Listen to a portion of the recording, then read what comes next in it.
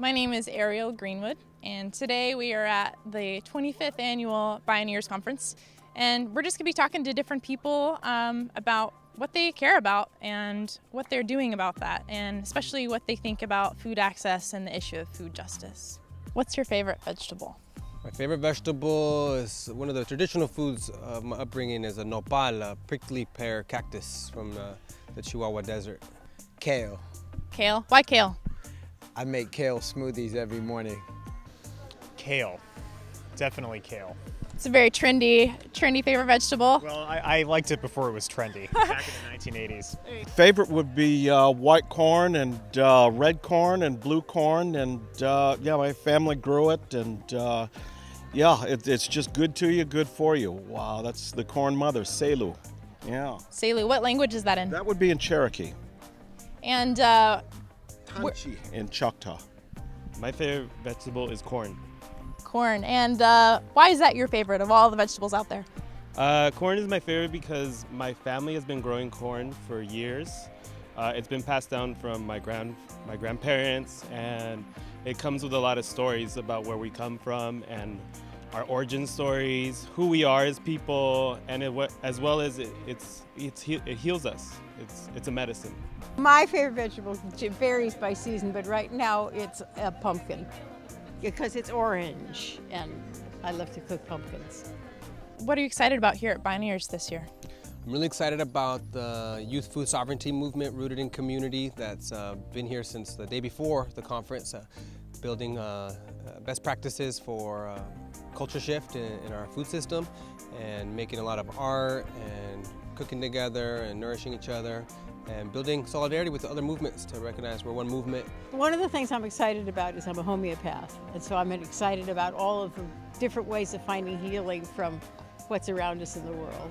I come every year. There's a lot of great things going, a lot of things to learn, a lot of ideas bounced off from all over the country about positive living, organizing, food raising, sustainability, alternative ways of healing. It's all here. I wish there was something like this going on every month. I'm here with Rooted in Community, and it's a youth justice organization, and I came to do art and really do transformative art that really depicts youth, specifically those have been disempowered, like youth of color, indigenous, and even poor working class white youth. So I'm here really trying to spread the word of like our movement is becoming bigger, and at the forefront of that change are these youth, as well as everyone else that's directly impacted by climate change. And how are you feeling about the role of youth in moving food sovereignty, indigenous wisdom, all of that forward in the coming years? I'm feeling like it's the only way, and in partnership with our elders and the other generations, we're uniting best complementary energies and wisdom and spirit to make it happen. And we're really excited that the young people are reclaiming their relationship to sacred foodways, to Mother Earth, to the elements, and imagining how they want to take leadership in the food systems, generating economies and wealth for our peoples, doing it in ways that respect life cycles and grows wonderful foods and culture. So what brings you to Bioneers this year? I go to Bioneers every year. It's the same thing. I mean, it's an amazing group of people. It's information that I don't get anywhere else.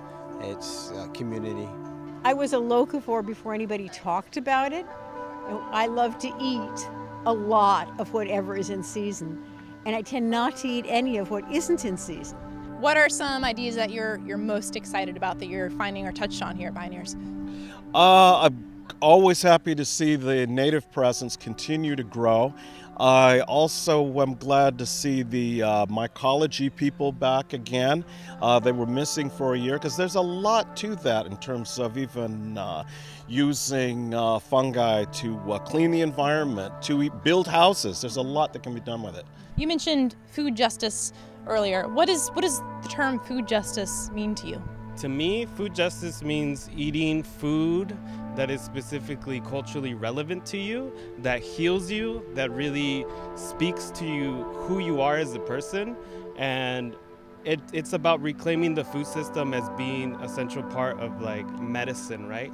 It's a healing, food heals us. What I really want to do with my work is really reclaiming not just like having the access to that food at grocery stores, but like really taking land and using it for the community. And the community has a way of being self-sufficient to feed themselves the food that they've been culturally brought up to eat.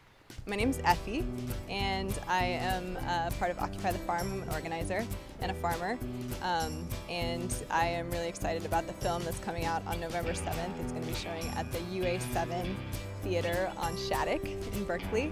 It's going to be showing several times a day there, and I think this film is really important, not just because it's a story that I'm a part of, but because it's a story that we're all a part of. It's a story about the power of collective action and what can happen when people get together with a beautiful idea and act out of love and intention and through direct action, taking action themselves, not asking for what they want, not demanding what they want, but making it real. So the film will be showing for a week starting November 7th at the UA7 Cinema in Berkeley near the BART.